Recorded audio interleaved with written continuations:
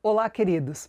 Hoje nós vamos falar sobre a carta que Jeremias enviou aos anciãos, sacerdotes, profetas e a todo o povo que havia sido deportado de Jerusalém para a Babilônia, contendo uma mensagem da parte do Senhor.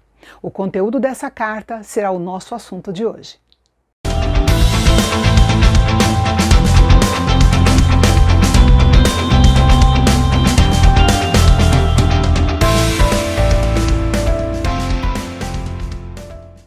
Na época deste capítulo, a Babilônia já havia invadido Judá e Jerusalém 2 vezes e levado os judeus cativos em cada invasão.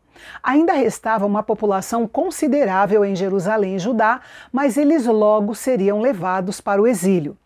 A correspondência diplomática entre senhores e vassalos era comum naquela época. Jeremias aproveitou que o rei Zedequias estava enviando Elasa e Gemarias com uma carta diplomática ao rei da Babilônia e escreveu a carta que consta neste capítulo, dirigida a todos os exilados.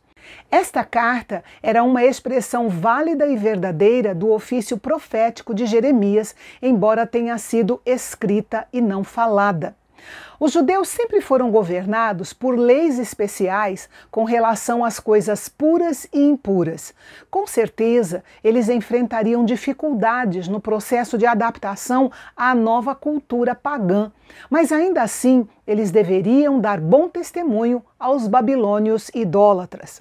Deus queria que eles fizessem o bem em suas comunidades e fossem uma bênção para os seus vizinhos babilônicos. Afinal de contas, Deus o havia levado para lá e eles deveriam ser uma bênção onde estavam.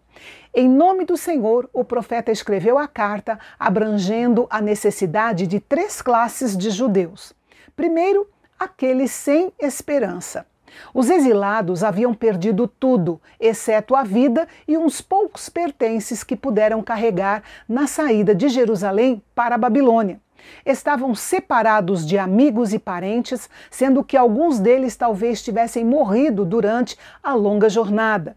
De qualquer ângulo que olhassem, a situação parecia desesperadora. Como eles deveriam lidar com uma situação dessas? Aceitando aquilo que tinha vindo da parte do Senhor.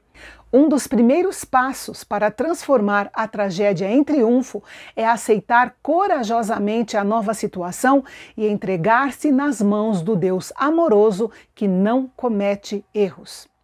A segunda classe de judeus a quem Jeremias se dirigiu foi aqueles com falsas esperanças. Havia falsos profetas também na Babilônia, e eles haviam convencido o povo de que a permanência na Babilônia seria breve. Sendo assim, não teriam necessidade de fixar residência, nem de restabelecer os afazeres normais da vida diária. Mas o plano de Deus era outro. Eles ficariam na Babilônia por um longo tempo, então seria melhor eles se estabelecerem e fazerem o melhor para as suas vidas e suas famílias durante o período de exílio.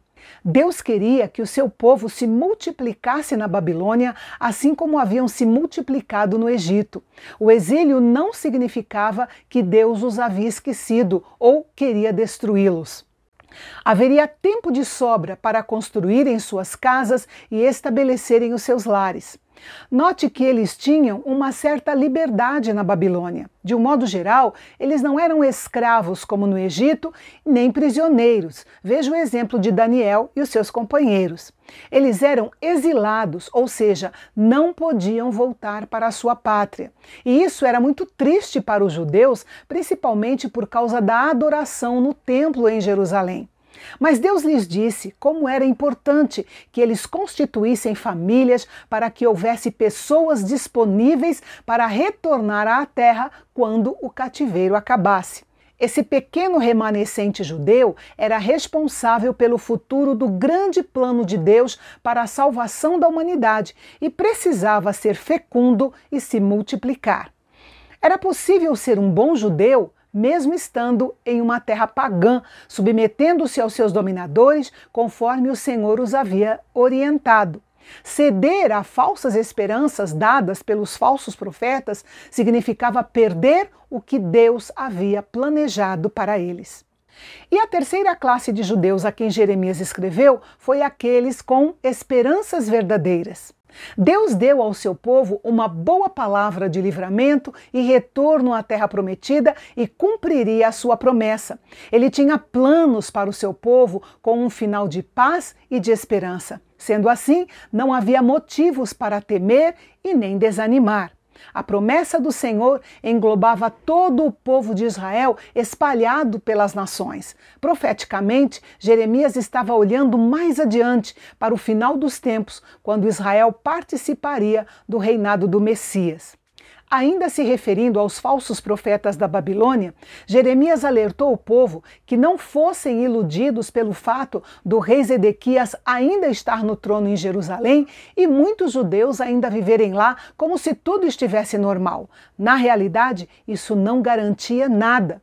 O povo de Jerusalém continuava numa terra onde os figos ruins seriam jogados fora.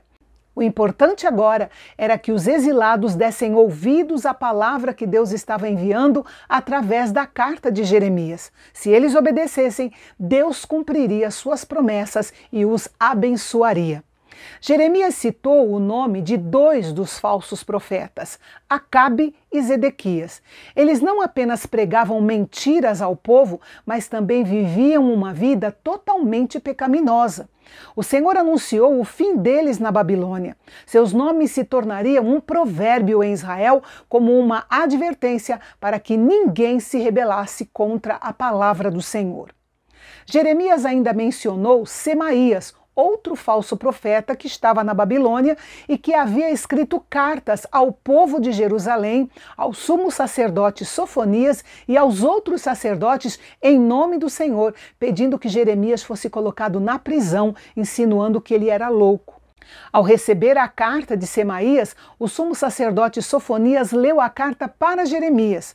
Uma vez que Semaías tinha seguidores na Babilônia, Jeremias advertiu os exilados que ele era um rebelde, que o Senhor não o havia enviado e nem lhe dado mensagem alguma. Semaías seria julgado por seus pecados e morreria sem descendentes na Babilônia, nunca mais voltando a ver sua terra natal. Sem dúvida, cada um colhe aquilo que semeia. Quando buscamos ao Senhor e fazemos a sua vontade, Ele faz com que as circunstâncias, mesmo adversas, nos fortaleçam e nos preparem para aquilo que Ele tem planejado para nós. Mas quando nos rebelamos ou procuramos atalhos fáceis e rápidos, então as circunstâncias com certeza nos destruirão e nos afastarão do futuro de bênçãos que Deus tem reservado para nós. Lembrando que o mesmo sol que derrete o gelo também endurece a argila. E amanhã nós vamos refletir sobre uma ordem do Senhor para que Jeremias não apenas falasse, mas também registrasse suas palavras proféticas num livro ou num rolo, para que a nação tivesse um registro permanente das promessas que ele estava dando ao seu povo.